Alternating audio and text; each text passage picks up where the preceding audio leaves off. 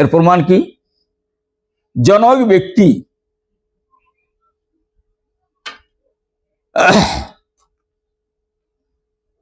এসেছেন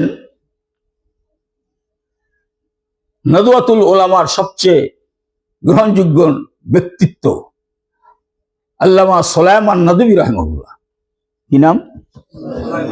যার লিখিত আরবি কিতাব সৌদি আরবে ভার্সিটিতে পড়ানো হয়।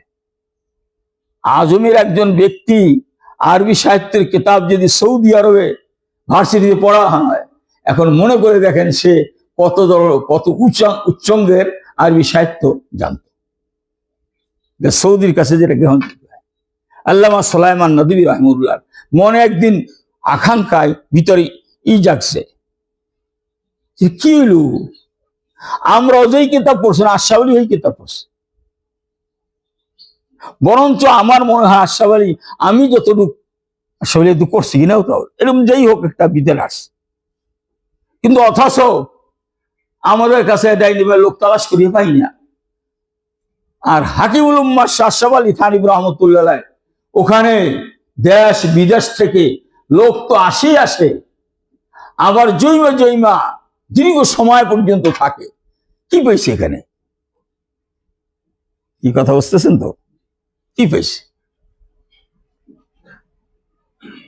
কথা প্রসঙ্গ আসছে, আমি বলছি জনক ব্যক্তির কথা বলছি না, এটা একটু পরে বলি।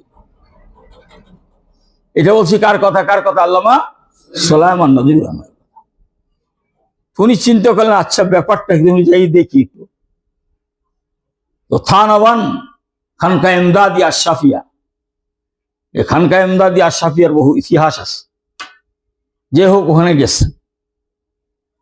তো আল্লামা সুলাইমান নদভী রাহিমাহুল্লাহ আমি যখন থানভী রহমতুল্লাহ তাকরীর বয়ান শুনতেছি, ইসলাহি বয়ান, হ্যাঁ, তো আমার এখন চক্ষু খুলে গেছে। আমি মনে করি আমি অথায় সমুদ্রের কিনারে বসা, আর আমাকে যে আল্লাহ এলেম দিয়েছে তার পরিমাণ হইতেছে আমার টাকনা গিরে পর্যন্ত বেজে।